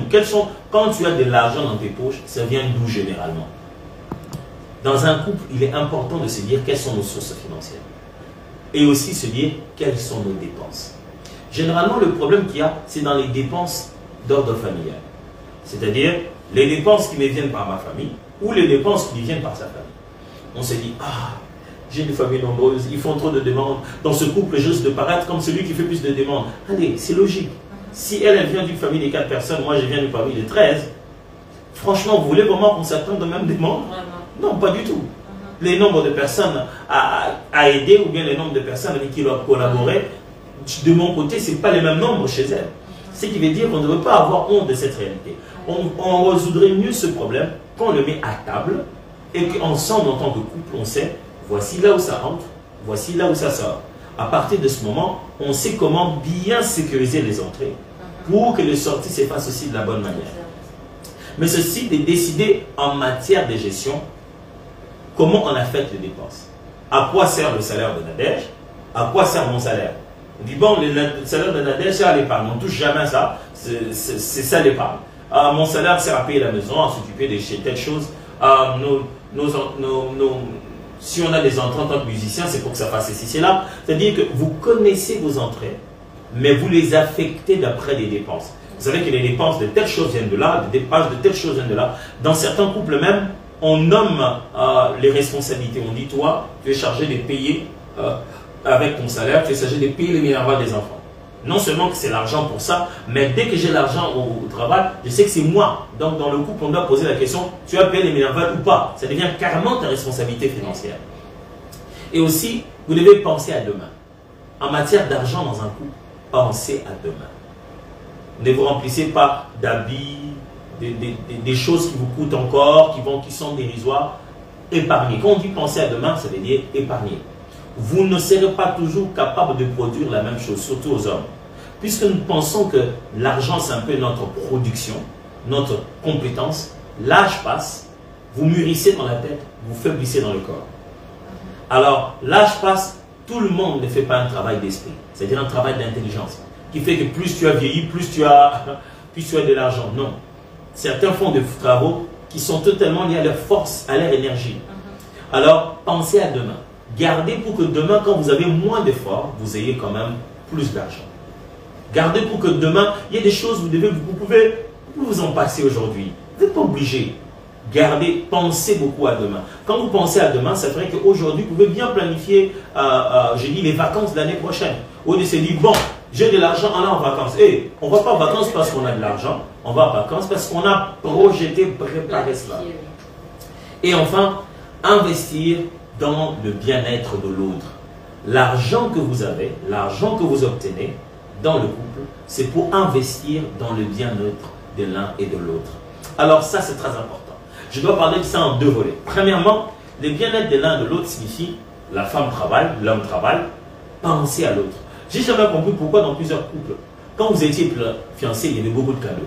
Mais dès que vous vous mariez, les cadeaux, c'est-à-dire, c'est le jour où les cadeaux meurent. Les cadeaux n'existent plus. Ça s'est fait qu'après les anniversaires de 10 ans, de 20 ans. Il y a d'autres personnes, le jour de l'anniversaire, au moins, ils peuvent donner le cadeau. Or, toute cette histoire a commencé déjà par un cadeau qui, au nom de rien. La sœur se disait, ah, c'est à moi ça, oui. Oh, Oui, merci. c'est pour rien. C'est pourquoi? Non, non, c'est juste que j'ai pensé à toi. Donc, du coup, tu penses plus à elle, quoi. Et il est important de se dire,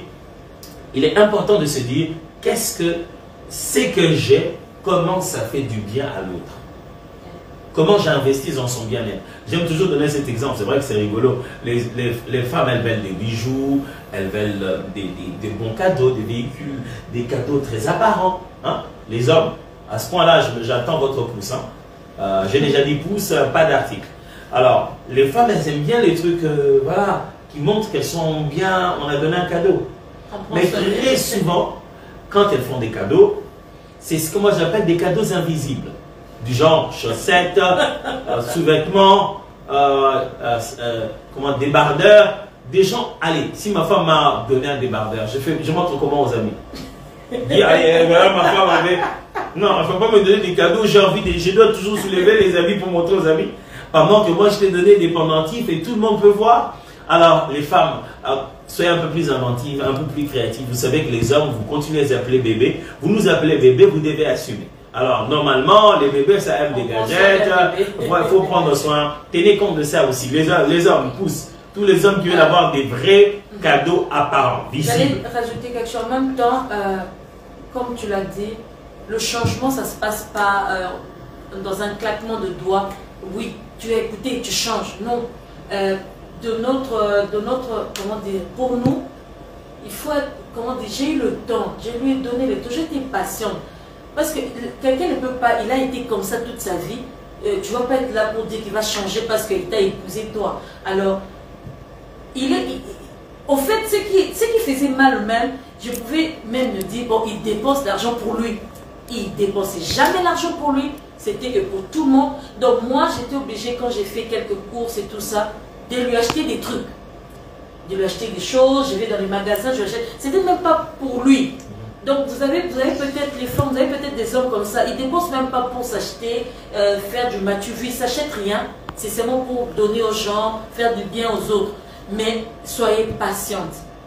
Ne les brusquez pas, soyez patiente, parlez, priez et le changement. Et vraiment, je peux certifier vraiment qu'il a changé. Il a trouvé au fait l'équilibre.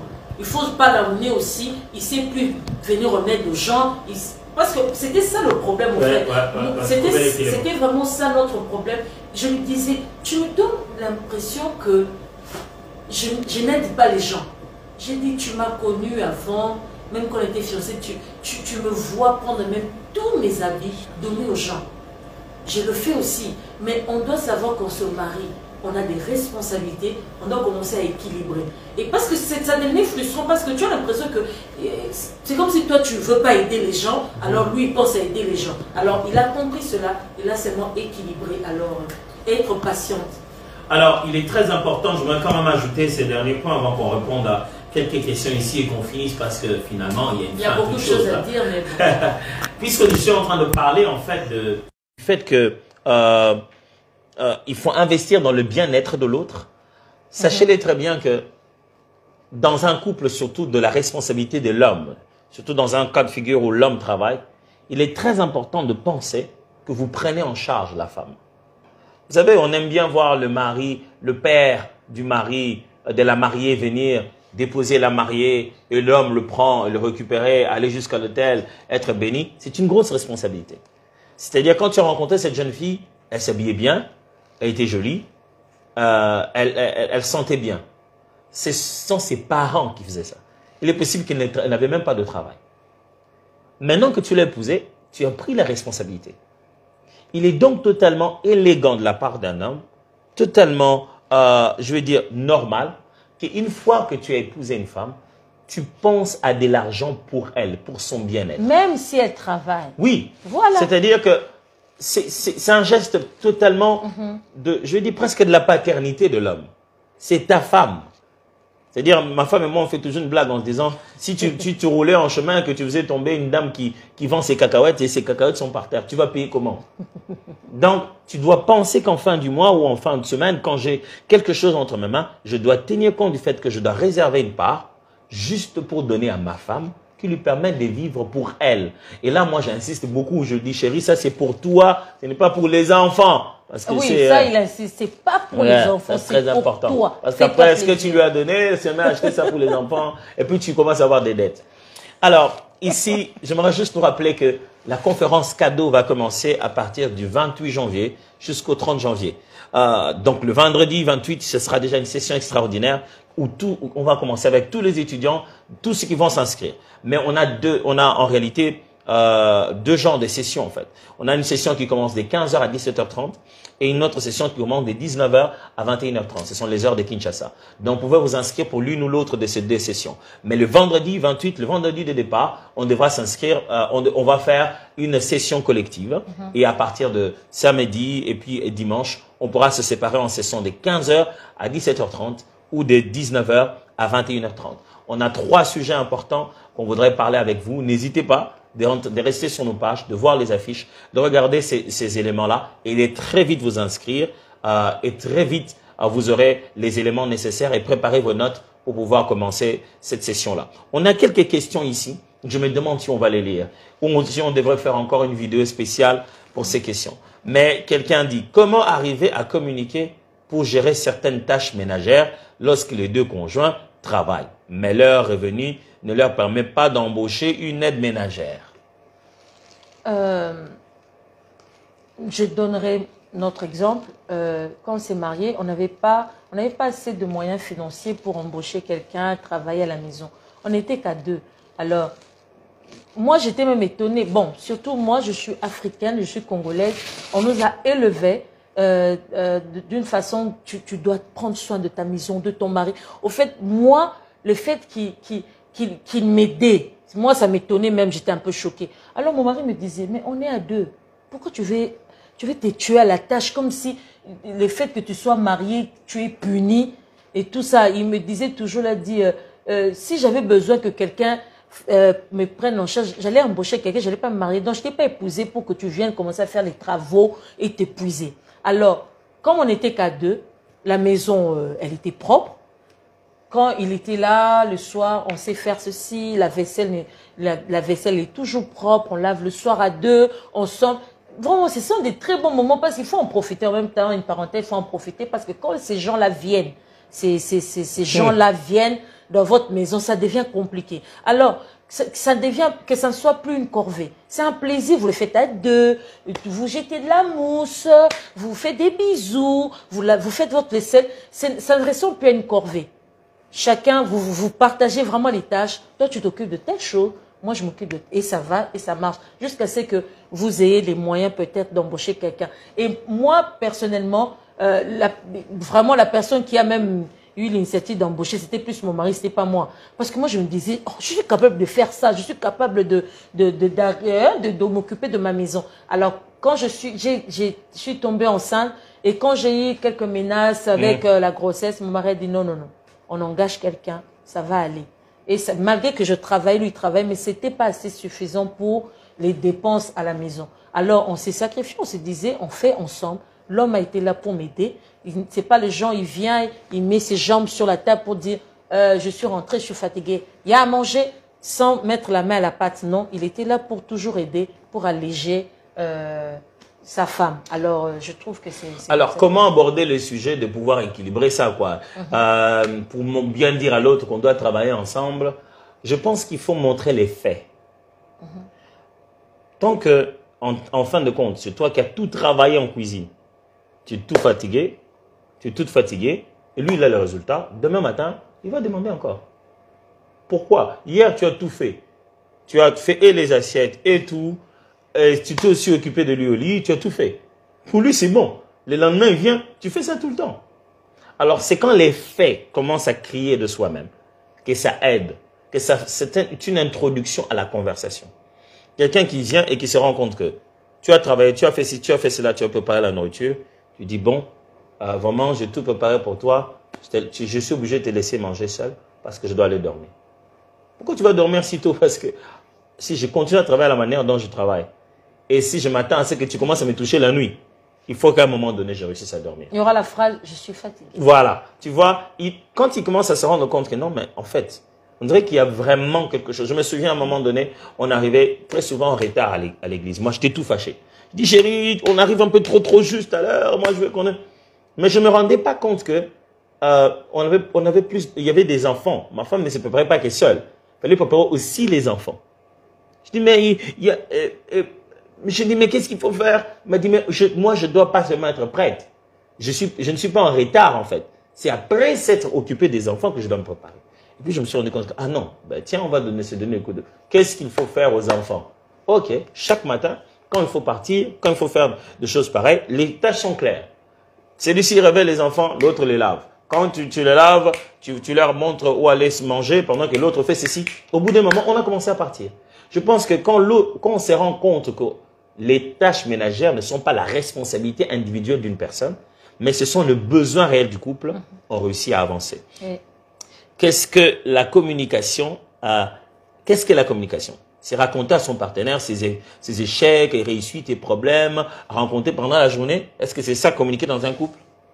Quand on dit, voilà, communication dans un couple. Ce n'est pas ça, on en a parlé. Oui, déjà, on a eu le temps d'expliquer très bien. On a eu le temps d'expliquer, mais c'est toujours bien lorsque chacun revient de ses activités, de son travail, d'échanger, de parler. Oh, ma journée, comment était ta journée? C'est pas de la politesse, c'est vraiment, il faut savoir comment ça s'est passé ta journée. Il peut te dire, non, j'ai rencontré telle difficulté. Ça fait partie de cette communication. Savoir au moins dans quelle circonstance, dans quel univers il a évolué aujourd'hui, ça fait du bien, tu sais le comprendre. Il y a certaines choses, tu ne seras même pas dur avec lui ou avec elle. Après, tu sais, non, elle a eu une journée longue, il a eu une journée très longue, je ne sais pas faire des caprices en ce moment, je sais que je vais plutôt même le gâter, je vais plutôt vraiment, comment dire, le mettre à l'aise pour qu'il se sente bien parce que sa journée a été vraiment très chargée. Ça, c'est très important, de se raconter sa journée. Ça fait partie de la communication, ça fait partie du couple. Mais ce n'est pas ça, la communication. Ce n'est pas ça. Communiquer, c'est faire connaître les pensées qu'on a dans son cœur et dans son esprit à l'autre et trouver le moyen pour qu'il capte exactement le même message. Alors, comment dialoguer dans un couple si vous êtes en désaccord sur un sujet? Alors, le dialogue sur des sujets sensibles, c'est un dialogue sensible. Vous vous souvenez au début, on vous a donné quelques astuces pour améliorer la communication dans un couple. On a dit une chose, les lieux changent les humeurs. Quand vous changez d'endroit, vous pouvez changer bien, vous pouvez aborder des sujets même un peu plus sensibles. La mauvaise chose à faire, c'est essayer de toucher tout le temps à là où ça blesse parce que toi, tu veux qu'on en finisse. Hier, quand on en parlait, il a semblé détourner le sujet. Je vais y revenir encore aujourd'hui. Non, non, non, non. Ne forcez pas l'autre comme ça. Parce que le temps que ça vous a pris, vous, à digérer, à intégrer ce sujet-là dans votre tête, peut-être que c'est la première fois qu'il entende cette chose présentée de cette manière. Il doit avoir le temps. Vous savez, vous restez en tête, vous savez très souvent, ça c'est une chose qui arrive très souvent avec les femmes. Quand la femme a déjà quelque chose en tête, elle a déjà dit qu'elle veut en parler, elle veut en parler. Elle veut trouver des moyens d'en parler. Mais regardez les femmes, vous vous souvenez que le jour où on est venu vous dire qu'on vous aimait, vous nous avez dit donnez-nous le temps. Donnez-moi le temps de réfléchir. Pourquoi? Parce qu'en réalité, vous n'avez pas à 100% associé déjà les faits de cette manière. Ou bien même si vous avez pu déjà nous voir venir, vous n'êtes pas à 100% arrêté sur ça. Ou alors vous n'avez jamais vu venir. Et vous avez besoin de commencer à vous habituer à cette idée, à commencer à nous regarder autrement qu'un frère de l'église. Et quand vous amenez une nouvelle idée chez un homme, c'est exactement comme le jour où il vous a demandé la main. C'est-à-dire que si ce n'est pas une chose qu'il a conçue comme ça dans sa tête, il a besoin de s'habituer à cette idée-là. Il a besoin de entériner cette nouvelle pensée. Mais généralement, vous venez chez l'homme comme un solutionnaire. Voilà l'idée, tu dis quoi? Et quand l'homme n'a rien à dire, on a l'impression qu'il a fait ça exprès. Il est quand même, moi je le vois faire beaucoup de choses ici, moi je lui dis, il sait qu'il ne sait pas quoi dire. Les femmes, il y a des jours où les hommes ne savent vraiment pas quoi dire et c'est normal. C'est-à-dire que on ne sait pas quoi dire. Quand je te dis que je ne sais pas quoi dire, je ne sais pas quoi dire. C'est vrai. Des fois, les femmes se disent, comment ça tu ne sais pas quoi dire? Qu'est-ce que je vais répondre après avoir dit que je ne sais pas quoi dire et qu'on me demande comment je ne sais pas quoi dire? En fait, des fois, ça prend un peu le temps d'y réfléchir. Alors, j'essaie de donner la réponse à la question, comment traiter des sujets sensibles? Premièrement, changer d'endroit. De cadre. Changer de cadre et vous parlerez mieux de la chose. Deuxièmement, changer d'approche. Ne dites pas toujours, écoute, je veux qu'on parle de la chose dont on avait parlé la dernière fois. Vous réveillez un dossier. Peut-être que tout le problème, c'était la façon dont on présentait ça comme dossier. Mener des gens des questions qui peuvent le conduire petit à petit à pouvoir répondre à la même question. Changer aussi d'approche. Et puis après, trouver un moyen calme, paisible, de lui faire sentir à quel point le sujet est important. Oui. Mais une chose qui est un grand secret, quand ça commence à fâcher dans tout le temps, dans tous les sens, abandonnez d'abord le sujet. Mettez d'abord de côté. Ça, c'est la chose qu'on a trouvé, ma femme et moi. Parce que quand le sujet commence à... ça mène l'attention, on dit, OK, on n'est pas obligé d'en parler maintenant. Laissons passer d'abord. Comme certains disent, la nuit porte conseil. Mais donnons-nous un peu le temps de baisser de nos émotions et prendre le temps de regarder la chose avec l'angle de vue de l'autre. En se disant, bon, il a quand même poussé des bons arguments. Mais si on continue à argumenter là, ça commence à devenir une guerre de pensée. Chacun essaie de formuler très bien sa philosophie et on ne sait même plus si c'est pour le couple ou c'est juste pour l'orgueil humain de pouvoir se dire j'avais eu raison ou j'avais eu tort. Alors, les temps qu'on rentre chacun un peu en pause ou pendant une semaine, on rencontre certaines réalités, on va finir par se dire ah tiens, elle avait raison. Très souvent dans notre couple, avant que je lui donne la parole, il nous est arrivé plusieurs fois de se rendre compte que parce que finalement elle l'a vu là-bas ou je l'ai vu là-bas, on a finalement eu gain de cause. C'est-à-dire, quelque part, elle dit, ah, tu sais, chérie, j'avais vu, tu sais, maman Viviane m'avait dit exactement la même chose que tu m'avais dit là. J'ai envie de dire, ah, finalement, elle t'a dit la même chose. Donc, tu sais, elle avait dit, vraiment, je trouve, elle est bien là, elle est super intéressée par la même chose que moi j'avais dit. Mais elle est maintenant super intéressée. Alors, quand les sujets sensibles, ne croyez pas que c'est vous qui allez avoir raison. Si c'est vraiment important, il faut qu'ils se rendent compte de l'importance. C'est la même chose aussi. Demain, je viens, je dis à chérie, j'ai une superbe idée, je voudrais faire, je viens là comme un Magellan qui a découvert je sais moi quoi. Mais elle est en train de me regarder et dit, mais c'est tout ce que j'étais toujours dit non de faire. Mais, parce que dans le sujet, en essayant d'avoir raison, on risque de détruire tous les restes des climats de la vie du couple. Et prenons conscience que certaines choses, l'autre peut le comprendre sans moi. Voilà. J'allais donner une astuce aux hommes. Vous savez, nous les femmes, peut-être vous avez des choses à reprocher à votre femme, vous voulez vraiment quelque chose, mais elle est toujours dans son quotidien, dans les train-train de la vie. Surtout si vous avez des enfants, c'est toujours enfants à gauche, à droite, peut-être le boulot. Elle n'a même pas le temps pour elle. Changez-lui de cadre seulement. Vous allez voir cette femme, tout ce que vous avez demandé des années. Comment elle va, comment elle va embrasser ça? Changez-lui de cadre. Moi, je dis toujours, mais toi, tu es très intelligent. Des fois, pour rien. Chérie, on va passer 2 nuits comme ça. Maintenant, je le connais, je dis, qu'est-ce qu'il veut? Donc, au fait, quand vous changez de cadre, vous vous sentez libre même. Il y a certains sujets qui fâchaient, certains sujets que vous ne vouliez pas aborder, mais ça se passe aussi facilement. Changez de cadre. Emmenez-la ailleurs. Emmenez-la, sortez-la de son quotidien. Sortez, parce que les femmes stressent aussi souvent. Sortez-la de son quotidien. Vous verrez cette femme-là, écoutez toutes les choses que vous aviez pris la peine de dire toutes ces années, comment elle va assimiler ça en 2 nuits. Ça va aller changer de cadre. Et en même temps, on a dit, à part changer de cadre, c'était C'est quoi encore? Pas changer de cadre pour la solution. On est sur la question de comment résoudre, comment parler d'un sujet sensible. On a dit changer de cadre, mais on a dit aussi, des fois quand ça devient tendu, donnez-vous le temps, laissez passer un moment, jusqu'à ce que le temps revienne encore et que vous puissiez avoir l'opportunité d'en parler. Laissez vraiment le temps. Au fait, c'est pas que bon, on n'en parle pas, mais chacun a une attitude un peu colérique ou bien en train de bouder. Non. Nous, personnellement, quand vraiment on dit que ces sujets, on le laisse. La vie redevient normale. On sait qu'il y a un point là qu'on n'a pas réglé. On reviendra pour en parler, mais la vie reprend son cours. On vit très bien. Mais même vous, les femmes aussi, je vais donner quand même une astuce aux femmes. Hein? Dieu nous a donné de l'intelligence. Dieu nous a donné, mon Dieu, une façon de faire. Hein? Tu laisses passer les temps. Tu sais que tel sujet, c'était pas très bien. Tu laisses passer les temps. Un jour là, à l'occasion de rien, hein? Tu mets seulement la tête ici, là. Tu touches ça.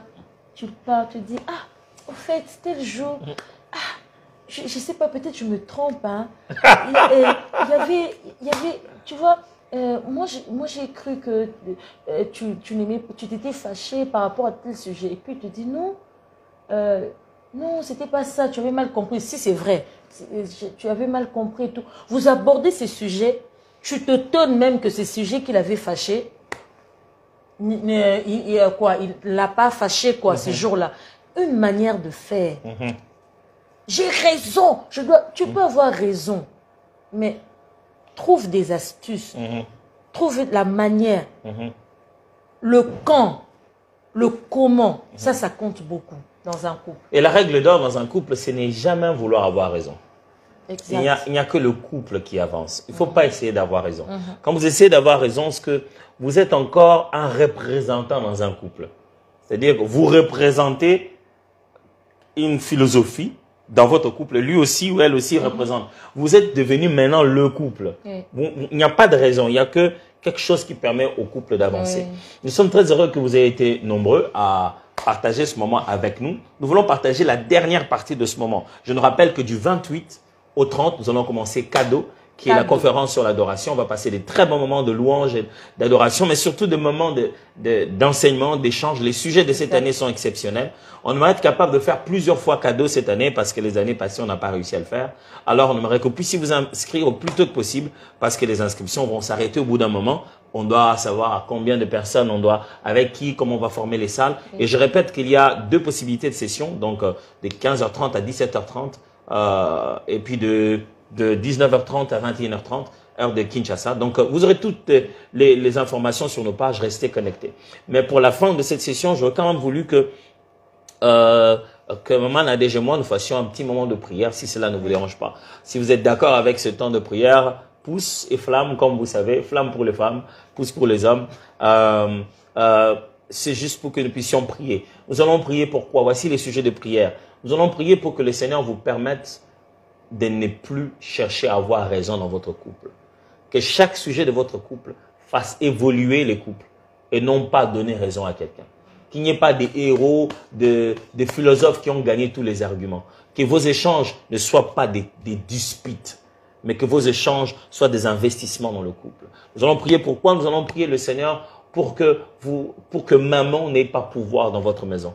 Il ne faut pas que le sujet de tout le jour, ce soit l'argent, l'argent, l'argent, l'argent. Il ne faut pas que le sujet le plus compliqué de votre foyer soit l'argent. Votre foyer ne peut pas être dirigé par maman. Il doit être dirigé par Dieu, qui est amour. Et que le Seigneur donne à chacun de vous la confiance en matière financière vis-à-vis de l'autre. Quels que soient les échecs qu'on a vus de l'autre dans le passé, on soit capable de pouvoir lui donner encore une opportunité pour demain. On va prier donc à tour de rôle. Hein? Oui. Vas-y d'abord. Seigneur, merci pour cette soirée. Merci pour toutes ces personnes qui nous suivent. Ma prière, c'est la restauration du couple. Nous savons que tu l'avais dit. Alors Seigneur, pendant ce moment où ils n'arrivent pas à communiquer, ce moment où ça ne se passe pas comme il fallait, Seigneur, je prie que chacun soit touché. Saint-Esprit touche chacun, un mari, une femme, un homme, une femme, à se réexaminer, à se regarder face à lui-même et à noter certaines choses. Parce qu'il y a toujours des choses qu'il faut changer. Il y a toujours des choses qu'il faut commencer maintenant, dorénavant, à faire. Alors je prie pour ces couples, que ces couples arrivent à s'évaluer d'abord soi-même et à avoir le temps de se mettre ensemble et de parler. Parce que dans un couple, on l'a répété ici, ce n'est pas qui a raison, qui a tort. Nous gagnons ensemble, nous perdons ensemble. Alors le but, c'est que nous gagnons et avancions. Seigneur, aide cet homme, aide cette femme à ne plus voir, à ne plus s'attendre à avoir raison, qu'on applaudisse, mais à regarder l'avenir. Seigneur, je t'en prie, fais-le. Seigneur, je t'en prie, pense les blessures, certaines attitudes, certaines paroles ont pu blesser les uns les autres. Seigneur, je prie que tu saches, que tu penses les blessures. Je prie, Seigneur Saint-Esprit, que tu apaises un cœur. Je prie, Saint-Esprit, que tu redonnes de l'espoir à un couple, que ce couple sache que c'est possible que les choses changent. C'est possible. Je prie, Seigneur, même si ça se passera pas spontanément, mais je prie, Seigneur, donne un cœur qui est patient, à attendre, à parler, à prier, mais à se dire, ça va changer. Amen. Seigneur, fais-le. Père, je te prie au nom de Jésus, que ce sujet sensible de l'argent ne devienne pas le Dieu qui est adoré dans la maison. Que les cartes bancaires ne deviennent pas au centre de leur foi. Que le compte bancaire et les chiffres ne deviennent pas moteurs de la vie du couple. Que Dieu reste au centre. Qu'ils aient comme n'ayant pas. Qu'ils possèdent comme ne possédant pas. Mais qu'ils ne mettent pas tout leur cœur dans l'argent. Que l'argent ne devienne pas la porte d'entrée de d'autres péchés, comme le mensonge, comme l'hypocrisie, parce qu'on veut tellement cacher des choses, la gestion de sa belle famille, de sa famille. Père, je t'en prie, que l'argent ne puisse pas commencer à tuer le couple. Donne à chacun de parler librement, sincèrement de l'argent, et que le couple finisse par trouver leur façon de gérer personnellement l'argent, qui ressemble aux valeurs bibliques et qui mettent chacun à l'aise et qu'aucun de deux ne devienne l'esclave de l'autre. Jésus prend ta place dans le couple et non l'argent. Jésus prend ta place dans le couple et non les problèmes. Jésus prend ta place dans le couple et non autre chose. Nous prions que Jésus soit le maître des couples. Dans le puissant nom de Jésus, nous prions ici, nous disons Amen. Amen. Nous disons merci à toute l'équipe de AEN qui est ici et ailleurs, et partout dans le monde, ils sont partout. Merci à vous tous, l'équipe de AEN, et merci aussi à Touch My Dream qui nous aide tout le temps dans tout ce que nous sommes en train de faire, tout ce qui concerne la déco, ainsi de suite. Merci à toute l'équipe aussi de Philasté d'Exaucement qui de plus en plus voudrait s'investir dans toutes les communications. Ils ne veulent pas nous lâcher. Ils disent qu'ils veulent aller partout avec nous et voir tout ce que nous sommes en train de faire. Merci à vous qui continuez toujours à nous suivre. Et voilà, si avec la musique, nous chantons des refrains, ici nous chantons de couplets, parce que c'est la vie de couple. Voilà, que Dieu vous bénisse et à la prochaine fois. À la prochaine, merci.